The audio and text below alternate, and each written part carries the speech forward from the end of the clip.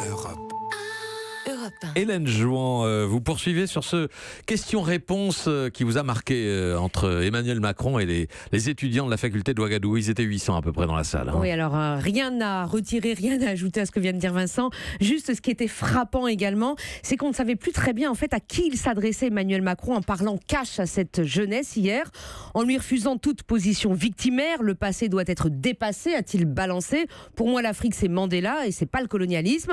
En lui faisant la leçon mais pas la morale, parlait-il à la jeunesse africaine ou à la jeunesse française, traversée parfois, comme il aime à le dire, de passion triste. C'est un mélange de show très entertainment à l'américaine, avec un soupçon de jouissance narcissique et aussi de discussion franche, débarrassée en tout cas des oripeaux, des circonvolutions diplomatiques du post ou du néocolonialisme. Et vous rapprochez cet exercice d'un autre événement qui s'est produit la veille. Oui, alors c'était lundi soir pour les invités du Live Magazine, journal vivant, sans papier, où des journalistes, des dessinateurs, des réalisateurs viennent raconter leur histoire sur scène. Sur le programme, un invité surprise, un grand type marrant, était-il écrit. Et c'est Édouard Philippe qui, après être resté en coulisses pour se mettre dans l'ambiance, déboule sur la scène du Casino de Paris, au centre d'un petit cercle de lumière. Tout seul, il se lance, stand-up à la Jamel Debbouze. C'est l'histoire d'un type qui, le 24 avril, au lendemain du premier tour de la présidentielle, reçoit un coup de fil du secrétariat d'Emmanuel Macron pour lui proposer une rencontre.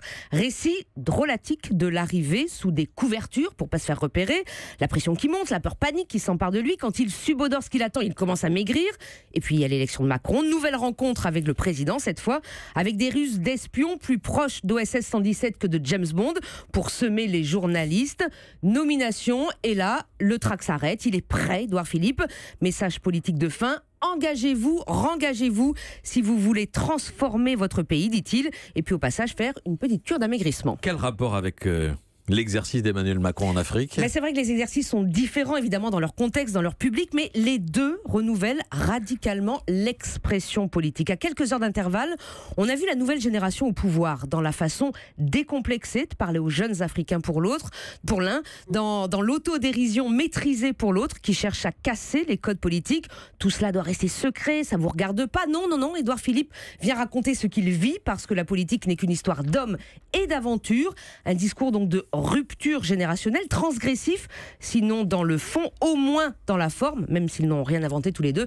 On se souvient de Valéry Giscard d'Estaing qui lui aussi avait une communication assez nouvelle, mais c'est vrai qu'hier, Emmanuel Macron et avant-hier Édouard Philippe nous ont parlé différemment de ce à quoi on était habitué. Hélène Jouan. Axel? Oui, une question sur cette tournée en Afrique. Donc j'ai bien compris que c'était plutôt réussi là hier au Burkina Faso. Mais aujourd'hui, Emmanuel Macron sera à Abidjan et là il rencontrera les dirigeants africains. Alors là, est-ce qu'il va avoir le même discours et est-ce qu'il sera accueilli de la même façon ? Deux choses. La première, c'est qu'il les rencontre, mais en passant. Il passe juste une nuit, c'est vraiment fissa.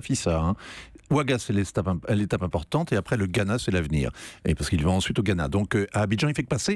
Et la deuxième chose, c'est qu'il n'y a pas besoin d'être sorcier, et les sorciers, c'est important en Afrique, il n'y a pas besoin d'être sorcier pour imaginer que la façon assez désinvolte, assez cavalière, dont il a parlé au président du Burkina, en disant il est parti, il va aller voir comment marche la climatisation. Le président du Burkina sort au moment où il dit ce n'est pas à moi de m'occuper de l'approvisionnement en électricité, c'est à vous, président, de faire votre boulot.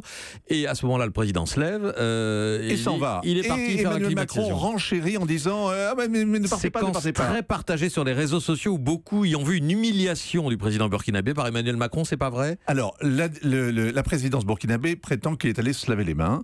Il a trouvé un habillage. En tout cas, il est revenu aussitôt après parce qu'il est populaire. Et tant qu'Emmanuel Macron aura la sympathie, tant qu'on pensera qu'il a la sympathie de la jeunesse africaine, les présidents africains feront très attention à lui. Mais évidemment qu'ils ont trouvé la façon cavalière, ils ont trouvé la façon désinvolte, et que ça leur a pas plu de se faire tutoyer comme ça en public, et qu'on renvoie surtout la responsabilité de ce qui ne marche pas sur les présidents africains. Europe. Europe 1.